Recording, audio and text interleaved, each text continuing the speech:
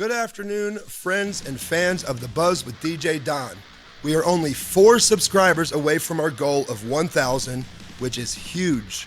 We have gotten over 300 subscribers within the last month, and I want to say thank you to all of you for your support. So, to celebrate 1,000 subscribers, I have a very special episode planned for you today. Before we get to that though, I must give you a quick backstory. When growing up in Michigan, I got my start in the music business, managing bands and producing. I was a big part of the mid-Michigan music scene in the late 90s and early 2000s.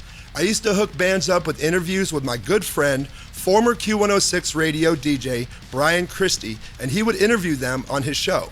The show was called Extremely Local, and I remember not only attending those interviews with the bands I represented, but enjoying the radio broadcast as well. The Extremely Local segment was a big part of my childhood, as well as where I got the drive to want to interview bands and artists. I looked up to Brian Christie, not only as a respected DJ from my favorite radio station, but as a friend. I even pay homage to him during our broadcasts by asking the question of doom, which he used to do on all of his broadcasts. Needless to say, I owe a big part of my success and experience to Brian Christie, and today we are going to do something special. Instead of interviewing Brian on my show, we decided it would be totally cool to interview me, DJ Don, the same way he used to interview the musicians on Extremely Local. I have interviewed many people on my show, but this will be my very first time being interviewed ever. So without further delay, I'd like to welcome Brian Christie, today's special guest host of The Buzz with DJ Don, to interview me.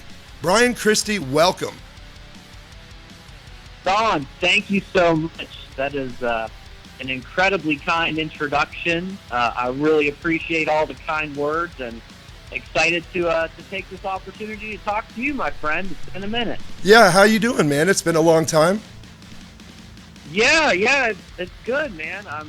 I'm in the Detroit area, which I've been for just over 12 years now. After I met you back in Lansing, and I'm here with I got my wife. I've got two beautiful daughters. I've got 2 dogs and a house, and life has been pretty darn good, man. No big complaints for me. It's kind of the same here, man. I'm in North Carolina. The mountains are beautiful. I just do what I do, man. I have a show, a family, a DJ business, man. Life couldn't get much better. That's awesome, buddy. That's awesome.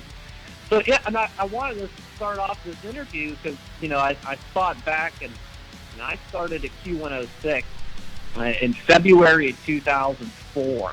So it's probably been about 15 years since you and I first met, which it doesn't seem like it's been that long. That's pretty crazy. But yeah, I don't remember, once I was getting involved in the Extremely Local segment and everything, I don't remember kind of your backstory about kind of how you got involved with the music scene in mid-Michigan and helping to promote bands. So I thought that'd be a good place to kind of start off this interview, learn about kind of how this all got going for you. Well, when I was back in Lansing, I got started doing promotions. I hooked up with J.C. Goins and a couple other guys, and we became buddies, and I realized that all of my friends, like my entire circle of friends, were all musicians.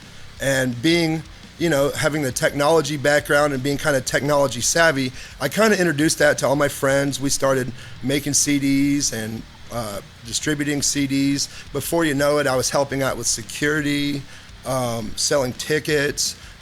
Next thing you know, I was putting on my own shows. I actually had a job working for Hellion Productions, and I was doing security for them. But once their business no longer operated, I used all of the contacts that I had made over the years and all of the friends that I had made that I had been hanging out with that had bands, and I kind of jammed all of that together and started putting out shows. But things really changed for me because that was kind of in the West Michigan area, kind of further south than Lansing. But things really changed for me one night after a Headshot concert where I was staying at a hotel, and I got a phone call on my hotel phone from the girl at the front desk saying that there was a producer at the front desk that wanted to meet me, and that was producer Steve Misiak from Easy Street Studios. He happened to be in town, and he was just doing what he did, and he was while he was in town, he was kind of scouting out producers and bands, and the girl at the front desk said, well, I know DJ Don, he promotes, and he's here in the hotel right now. So she set up a meeting between me and Mr. Misiak, and the rest is kind of history. We started our own record label, Metal Factory Records. I ran a lot of cool underground shows under the name Spitfire, and it was just a really cool and amazing movement in the mid-Michigan music scene. I worked with bands such as like Devereaux. My brother, he was in Killing Mistress, and they, you know, enjoyed a little bit of success. There was a lot of bands, you know, Scare Factor, Flawed by Design, Machine Made Slave, and then I hooked up with you because I'd been listening to the Q106 for so long, and I just hooked up with you, and we became buddies. And before you know it, you guys were interviewing a lot of the bands that I was already working with, and I was happy to provide that because, heck, you know, like you said, what was it, 15 years ago, you were doing the same thing that pretty much we're trying to do now, but providing a platform for all the bands to be heard.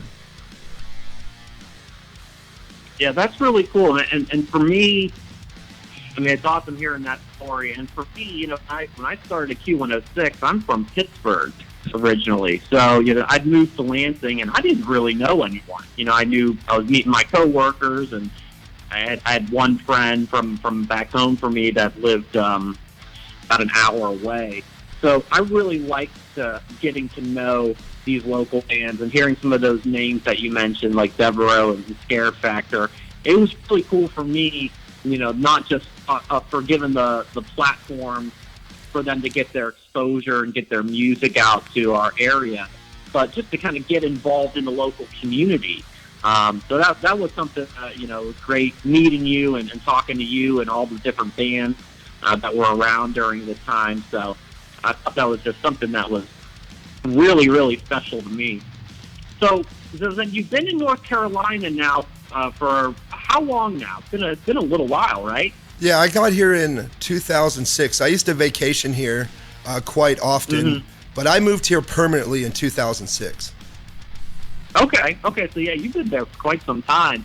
And then I know you started the Cherished Memories wedding DJ services. Yes. I don't think you were doing that back in Michigan. It's kind of something you started in North Carolina, right? Well, I actually was DJing quite a bit before that, but before I'd moved to Lansing, I had gotten a job working for DJ Plus out of Jackson, and I was a full-time DJ there, and that's where I first got my experience. My very first professional gig was actually at the Y Center in Jackson, Michigan. I showed up for a interview to kind of show them what I was about, and they hired me on the spot. They liked what I did, and I started doing weddings and events. But then once I started hanging out with all of the different musicians and doing what it is we just talked about, I kind of put the DJing aside to kind of try my hand at promoting and hosting shows.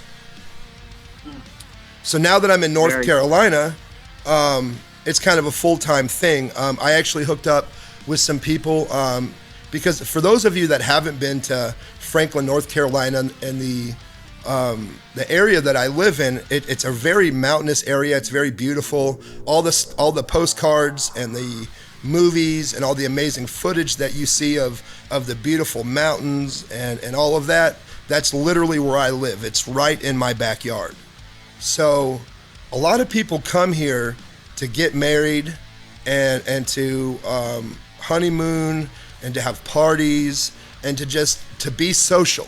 So I kind of capitalized on that, and I started a full-time wedding DJ business, and it's been going pretty good. I went from the first few years I do like 5 or 6 weddings in one season, and one season being from like April of the year to like November, and now I'm up to doing like 25, 30 events, weddings plus some more events per season, and I'm doing them at resorts all over the map.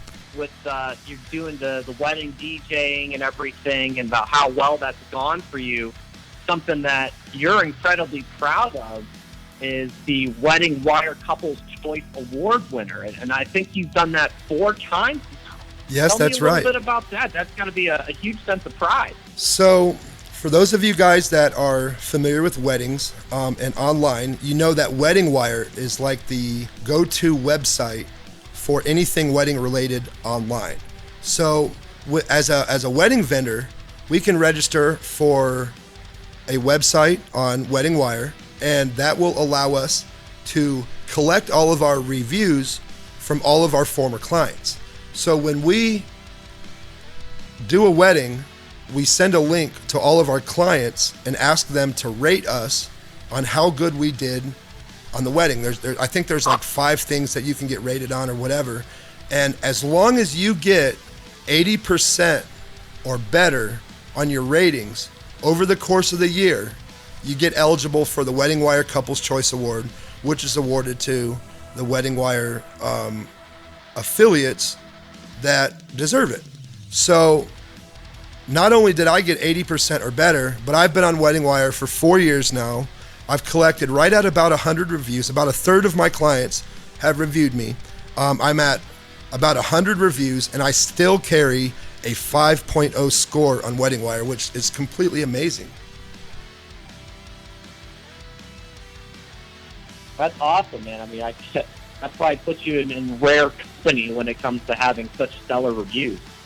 Yeah, the having the reviews on Wedding Wire definitely help out my cause, because people, they go and they see my reviews, they see how I've interacted with my past clients, with some of the guests at some of my events, and they leave me honest reviews, and I love it. Thank you guys. I want to say thanks to everybody who's visited my Wedding Wire page while I have this opportunity, and just thank you guys for the award. Oh, that's awesome. That's awesome. What I'm sure since now the business has grown and you've taken so much more on as this has gone on for you now for a couple of years. Can you share maybe a funny story or wedding DJ has a lot of responsibility. That's it's a huge day for the couple, and people want to hear specific songs, and it's I'm sure, a lot on your shoulders. So I wondered if you've seen something that's just kind of blown your mind about what you have to do to make this wedding work. Well, at every event that I do, I like to see something different. I like to see something new. But I've experienced about every possible situation you could think of. Fortunately enough, there hasn't been anything too crazy. Man, I seen them one time. They were stacking the glasses for a champagne. What do you call it? Like a champagne waterfall, where you pour the champagne in the top glass and it flows down to all of them. And they were getting that set up. The wedding hadn't started yet, but they didn't give any thought to the fact that they were setting all those glasses on a flimsy table. And as you can probably guess, the table gave out and all of the glasses just crashed to the floor. Oh.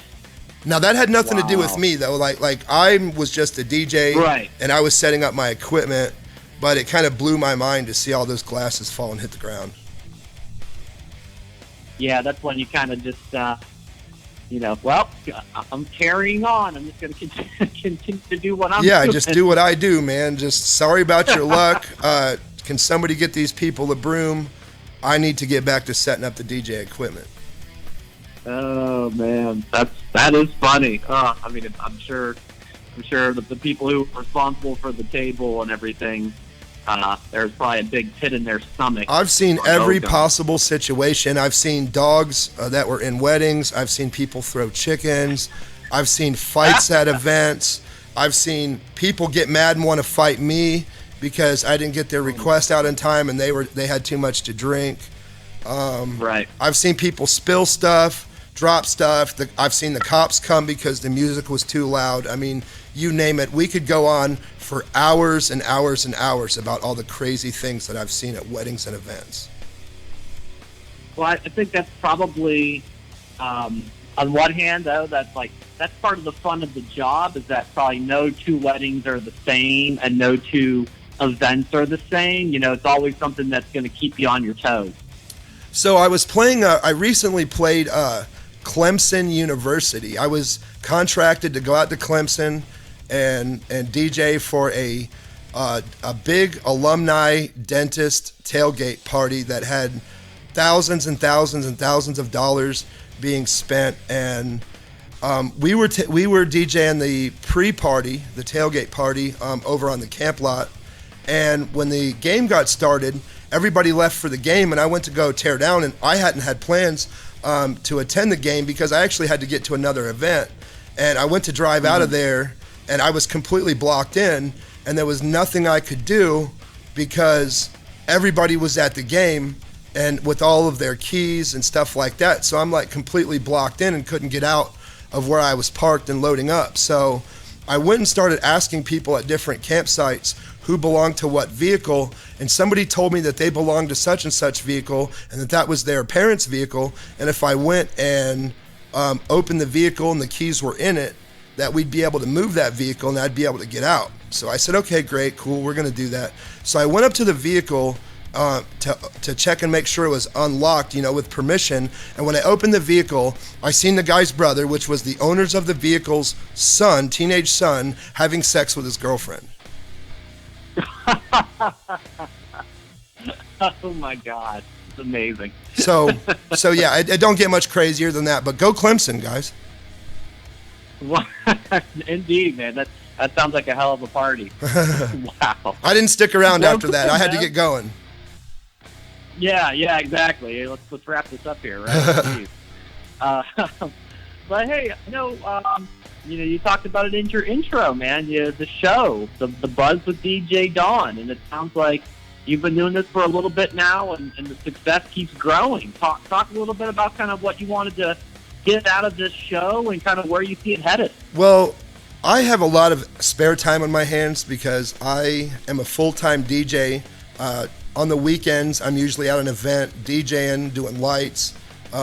We actually also provide photography too, so I'm usually doing something on the weekends, but I wanted to find something to do throughout the week in order to pass the time, in order to gain exposure for the movement I was trying to make, gain exposure for my business. And I started thinking about, Don, what is it that you like to do? And what I like to do is I like to talk to people about their projects. I really like art, I like creativity, and I like to talk to people and give people a platform, kind of in the way that you used to do on Extremely Local, for people to express their creativity. So I started interviewing my friends. I contacted a lot of the people back home in Michigan, the people that we used to interview back in the day, and I said, look guys, I got all of this DJ equipment set up in my office, and it's just sitting there. I've been buying it for fun, and I've just been messing around and piddling with it. Guys, let's get serious and start recording a show, an interview show, a call-in show. And they're like, yeah, let's do it. So my very first guest on my show was actually Will Higgins. I don't know if you remember Will Higgins, but he's a guy, he's always been in the scene, and he was in, a whole bunch of different bands, but he likes a lot of that death metal, that I guess that's what you call it, death metal, but I love Will. He was my roommate back in Marshall when I first got started, and Will was my buddy. So I'm not sure what his band is called now. I think he had a band called Tomb of Teeth and some other stuff. I'm not real sure what he's doing right now. I think now he's cooking at a joint in Kalamazoo, making hamburgers. So shout out to Will Higgins. Make sure you go see Will and get some food at Will's joint. I don't remember the name of it, man, but we'll shout that out later. That's awesome, man. That's awesome. I know too you've had a really cool relationship that is just, kind of coming from just being a fan to really like forming a bit of a continuity with the guys of Bone Thugs and Harmony. And you've been doing that. You've got the interview, Busy Bone, I believe it is, and I see it on your social media, like much that they mean to you as a group, and you've got to really have some special stuff with them, and I thought it'd be cool to learn a little bit more about that. Well, I've been listening to Bone Thugs and Harmony as a group way before any of this ever happened. I was like 1994. I was probably about 13, and I lived in South Florida, and Bone Thugs was all I really had at one time in life. Like, I started listening to them, and then I kind of reconnected with Bone Thugs and Harmony when I started dating the girl that I'm with now. We were on a trip, and she had a book full of CDs when we had, I think it was when we had first gotten together, and she said I could pick a CD out and pop it in, and she had a Bone Thugs and Harmony CD, and I thought it was really, really super cool that she had that. So I popped it in, and we jammed the Bone Thugs CD for a while, and it must have meant a lot to her too, because she kind of tricked me a little bit later. She had sent me some tickets to a Bone Thugs concert, and I had no idea, and I was completely blown away that not only did I have this new girlfriend, but I was going to see my favorite band of all time. So when I got there, I realized that the band didn't have a liquor license like I was expecting, and that you could only drink in the neighboring bar. And when I tried to take my drink over to the concert, I ordered a drink, and they said, you can't take that over there. And I'm like, well, why not? And they said, well, because the law says you got to keep it over here. I decided not to drink. I decided, hey, look, I'm not going to drink this. Bartender, cancel that order of the drink. I'm just going to go out there without a drink, have fun, and just not worry about it. And I had a blast, man. I saw Bone Thugs and Harmony for the very first time. It was a fun thing for me, and I got sober, man. That was the last time I drank, and I woke up the next day. I felt refreshed. I had a great day, and I said, you know what? That is going to be the last time that I consume alcohol. So as the time went on, Bone Thugs and Harmony played a couple more times. I went and saw them a few more times, but I always wanted to be able to tell them how cool it was that I got sober at a Bone Thugs and Harmony concert, and I recently got that opportunity. Long story short, my friend Chaos hooked me up with some tickets, and I had to drive 19 hours round trip to see Bone Thugs. And when I got out there, my good friend Tamika Franklin, shout out to Boss Talk, hooked me up with some backstage access, and I got to meet Twista and Bone Thugs and Little Flip. And I got to tell them my story, and they recognized who I was. They recognized me from social media, and we started connecting. Also, I run a couple of the Bone Thugs groups on Facebook. I do run one group, Bone Thugs Unofficial. We got almost 13,000 members, and it's a cool group, wow. Man. It's a cool group, and we just talk about Bone Thugs and Harmony and try to keep their music alive. You know, they've been touring for like 25 years, and we're still appreciative of what they do and how awesome they are. So I actually reached out to them since then with some of my footage, and they wanted to mess with me. They wanted to get down with what I was doing. They were very appreciative of what I was doing for them. Their management reached out to me, and it's just been a real good relationship. It's been a lot of love. I connected with some of their affiliates, Smokey the Bandit, Sloan Bone, Kane, some of them guys.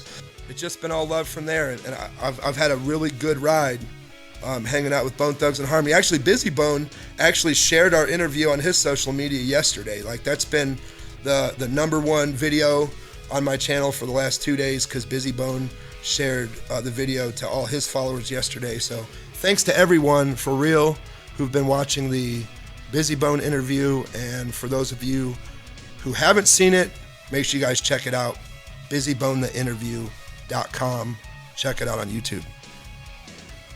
It's awesome you've got to form that relationship.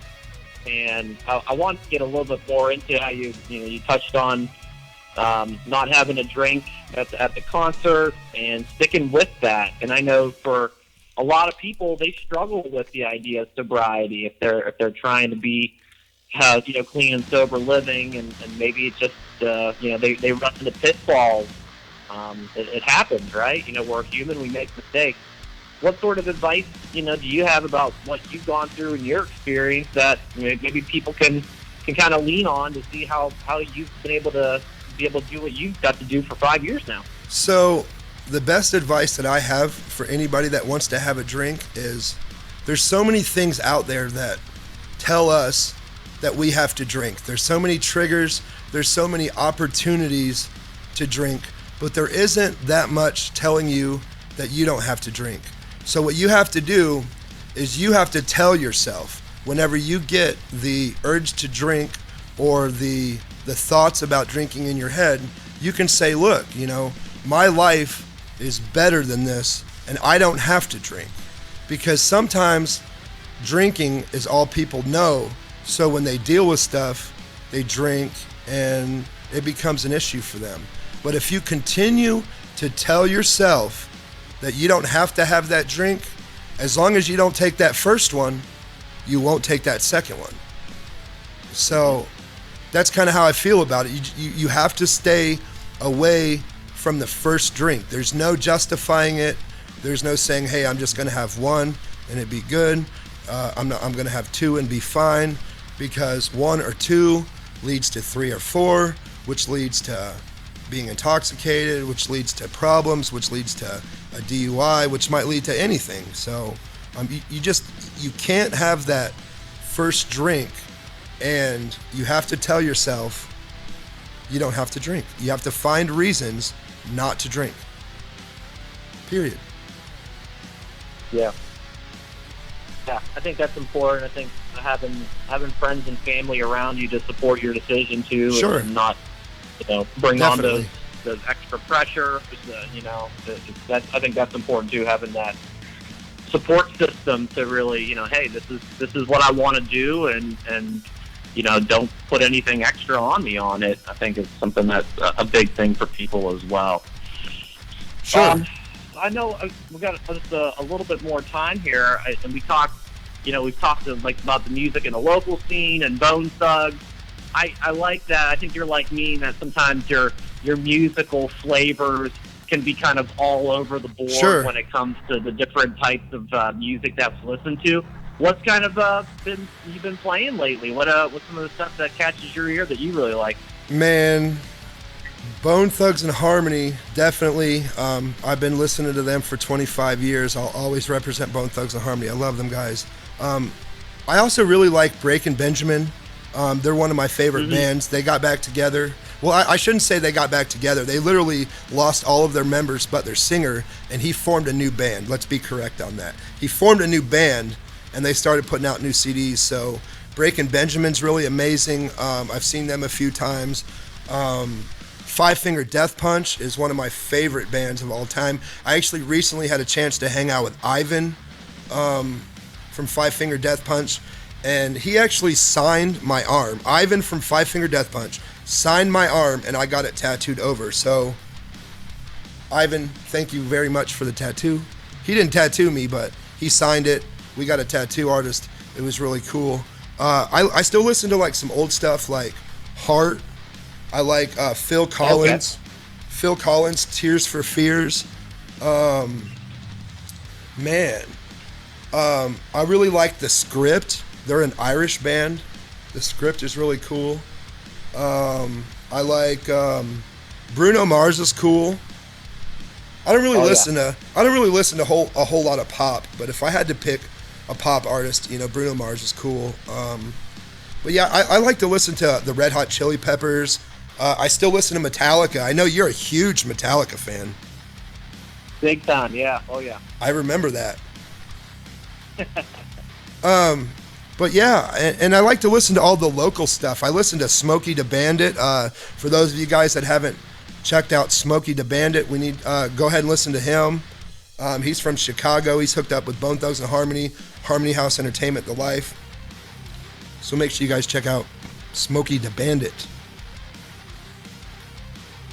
Pretty cool thing, and maybe you know this already about Breaking Benjamin, because you talked about how they replaced all the different band members. I knew those band members when they were just coming out before Breaking Benjamin. I went to school at Penn State, and those guys were kind of local from like the Wilkes-Barre, Scranton, Pennsylvania area. Exactly. And yeah, they were in this band that was called Strangers with Candy. And then they became a band called Lifer, which, if anybody remembers the old Scorpion King movie with The Rock, so this is probably back in like 2000 or 2001 or something. They were on that soundtrack. You could pull that up on your Spotify or iTunes. And then, like maybe a couple of years later, I hear about this Breaking Benjamin, and I looked into it, and it was like, oh, these are the guys from the old Lifer Strangers with Candy with Ben, the singer, Breaking Benjamin. So I've always followed them for, maybe 20 years now or so, and it's been pretty cool to see how successful they have been. And then, like you said, I think with the last album, they replaced all those band members. But it was pretty cool to watch them. Like, I saw them at this little club at Penn State that probably held like 500 people, to like, where they were playing these huge amphitheaters, together. So it's pretty cool to see that sort of rise and success that these guys had. Man, I could write an entire episode about my interactions with Breaking Benjamin, man. I've met them guys a couple times. I've hung out with them. Yeah. I actually did the ultimate VIP experience at one of their shows. It was actually, ironically, the first time I met Breaking Benjamin as a whole was at the same club that I'd gotten sober in a few years prior. So shout out to Breaking Benjamin, man. And you know what I'm really stoked about is they actually have a acoustic album coming out with a couple of special guests, including Lindsey Sternum from Flyleaf and the old 3 Days Grace singer Adam Gontier. Oh, yeah. Mm-hmm. They're all doing an acoustic album. Yeah, I've heard that's in the works. That should be pretty cool to hear, because those guys, the most of their stuff on their record is fairly heavy, and they'll have some ballads in there, so it'll be cool to hear it stripped down in that acoustic, unplugged type of format. I need that in my life like yesterday. Any idea when it's coming out, have they said, or just said, hey, it's in the works? I know it's in the works. I know Ben and I also heard that Ben and Lindsey Sternum, the lead singer from Flyleaf, have been talking about possibly starting a band, which would be totally cool. I'm not sure what that would, if that would take away from Breaking Benjamin or not. Probably not, because that's kind of Ben's baby. He's kind of been carrying the band all the time. So I can't see that any new project that he would be on would take away from his current. But it sure would be cool to see. Yeah, you can do they could do like a side project sort of thing, like how Corey Taylor does Slipknot for a couple of years, and then Stone Sour goes back and forth. So, who knows? The possibilities are endless. I actually got to hang out with Mike Love from the Beach Boys not too long ago. What do you think of that? Wow, that's legendary. There was only 2 of the original Beach Boys left in the whole band. The rest of them were new hirees. Right, yeah. I mean, God, those guys have been doing it since, the 50s and 60s. Yeah, I think they were on like their 50th. That's not a surprise. They were on their 50th anniversary tour, and they had a new band except for 2 original members, Bruce Johnston and Mike Love. But it was really cool to hang out with him too. That's awesome, man. That's music legend right there. So that's definitely a cool one that you have to do. I know you want to give out some love to some of your friends and supporters along the way. Well, feel free, man. Why don't you take a minute and give a couple of shout-outs before we get ready to wrap things up today. First of all, man, I want to thank you, Brian Christie, for being here for this interview. I've been thinking about this for a little while, and it literally, like, the day I approached you about wanting to do this, it literally took you minutes to respond back and agree to it. So first of all, thanks to you for producing this interview with me today. I appreciate it, man. Happy to do it. So I also want to say thank you to my parents, Sarah and Stan. Man, without them, I couldn't be where I'm at right now. My girlfriend, Maria, my kids, Sean. I also have some stepkids, Douglas and Sania. I want to shout them out. They're doing great. I want to shout out Smokey the Bandit, Bone Thugs and Harmony, Megan Johnson. I want to say what's up to all of my supporters on The Buzz with DJ Don.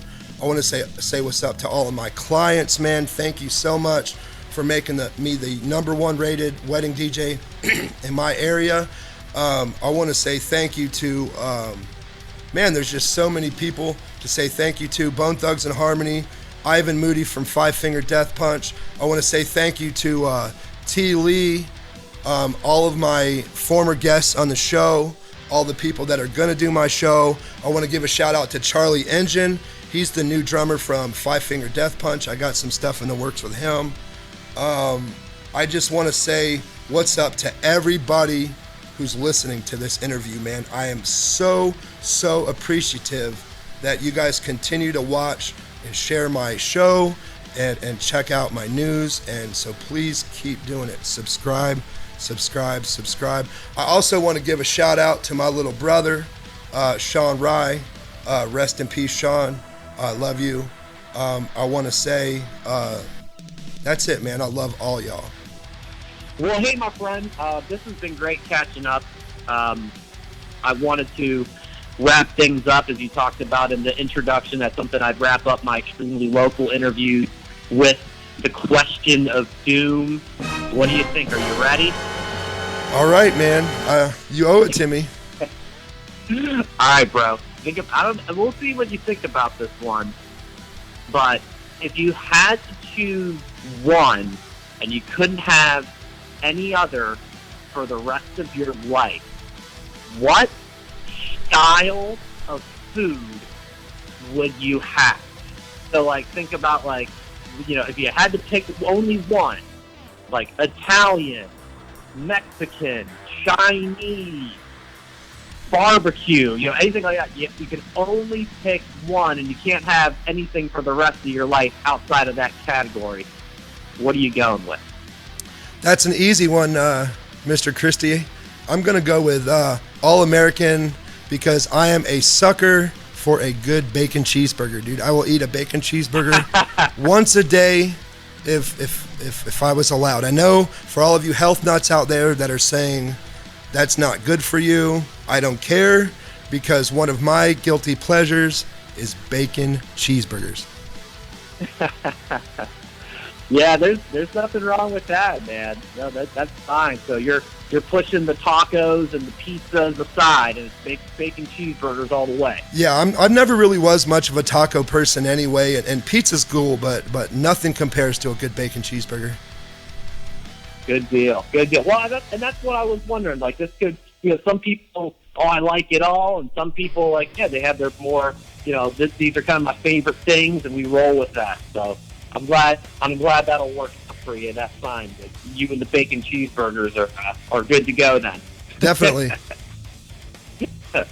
Well, awesome, my friend. I'm glad I got to do this again. Thank you for all the kind words about, you know, when we got to do our thing when I was at Q106. And I'm just really happy for all your success, man, and hope to do something like this again with you again sometime down the road. All right, brother. Well, I appreciate you. Thank you so much. Thanks again to everybody for tuning in to this very special episode of The Buzz with DJ Don. I appreciate all of your support, and as the current, we're at 997 subscribers. 3 more, and we will have met our goal. So thank you guys very much, because once we hit 1,000 subscribers, we can move into the next phase as YouTubers. Thanks for your support, and thanks for tuning in. Peace. Take my hand.